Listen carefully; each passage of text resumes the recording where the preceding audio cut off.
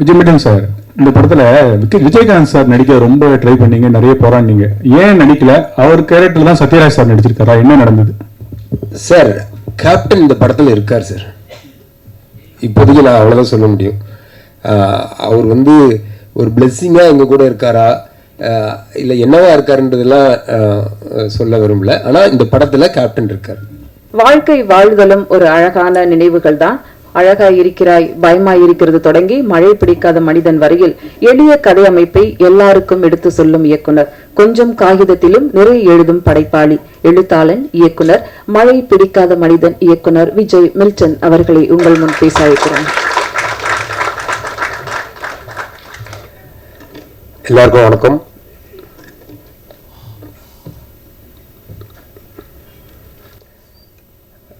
படம் எடுக்கிறது, ரிலீஸ் பண்ணுறதெல்லாம் தாண்டி இந்த ப்ரெஷ் ஷோவில் வந்து நம்ம யாரை பார்த்து பேசுகிறோன்றது தெரியாமல் பேசுகிறது இல்லை. அது வந்து ரொம்ப சிக்கலாக இருக்குது.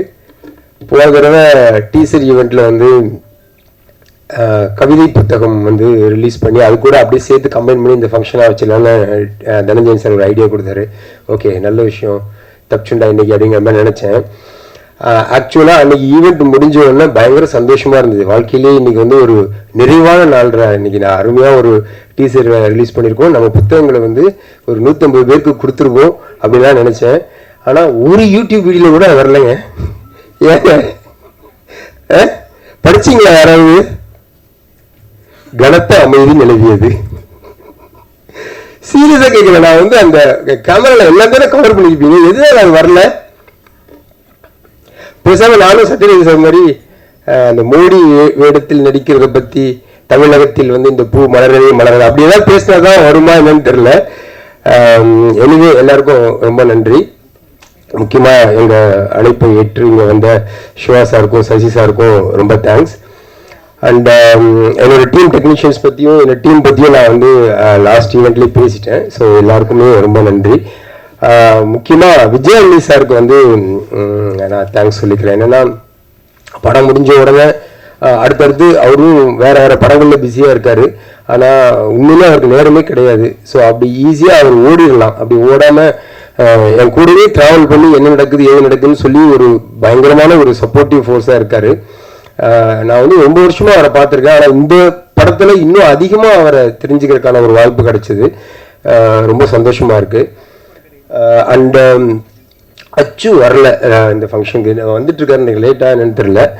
அச்சுக்கு நான் பர்டிகுலராக தேங்க்ஸ் சொல்ல விரும்புகிறேன். ஏன்னா நான் அந்த படத்தை வந்து எடுத்து முடிச்சுட்டு பேக்ரவுண்ட் ஸ்கோர்கார் அனுப்பினப்போ அவர் வந்து இன்டர்வல் பிளாக்லையும் கிளைமாக்ஸ் பிளாக்லையும் 2 புது சாங்கை சேர்த்தார்.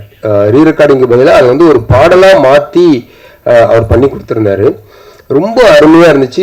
ஆக்சுவலாக விஜயநேசர் கூட பர்டிகுலராக அதை மென்ஷன் பண்ணி சொன்னார், ரொம்ப நல்லா இருக்கு, ரொம்ப சூப்பராக பண்ணியிருக்காரு அப்படின்னு. படத்தை வந்து வேற ஒரு லெவலுக்கு எடுத்துகிட்டு போயிடுச்சு அந்த 2 போர்ஷன்ஸும். அவரே லிரிக் எழுதி அவரே பாடி கம்போஸ் பண்ணி அழகாக பண்ணியிருந்தாரு. ஸோ அச்சுக்கு நன்றி சொல்லிக்கிறேன். அதை தவிர படத்தில் இன்னும் 3 பாடல்கள் இருக்குது, எல்லாமே ரொம்ப அருமையாக பண்ணியிருக்காங்க.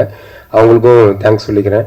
அண்ட் பிரவீன் எடிட்டர், அவரும் வந்து இவ்வளோ நாள் கூட இருந்து ஒவ்வொரு தடவையும் நான் வந்து மாற்றிக்கிட்டே இருப்பேன். பொறுமையாக என் கூட இருந்து எடிட் பண்ணி கொடுத்த அவருக்கு. அப்புறம் பேசிக்காக ஒரு ஆக்ஷன் ஃபிலிம், ஸோ அந்த ஃபைட் மாஸ்டர்ஸ் எல்லாருமே ரொம்ப ஒரு அசிஸ்டன்ட் டைரக்டர் மாதிரி கூட இருந்து வேலை செஞ்சாங்க. எல்லாருக்கும் நன்றி.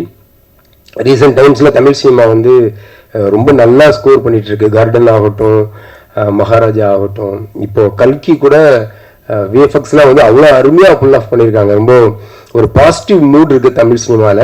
அது வந்து மழை பிடிக்காத மாதிரியும் தொடரணும்னு நான் வேண்டிக்கிறேன். தேங்க்யூ எல்லாருக்கும்.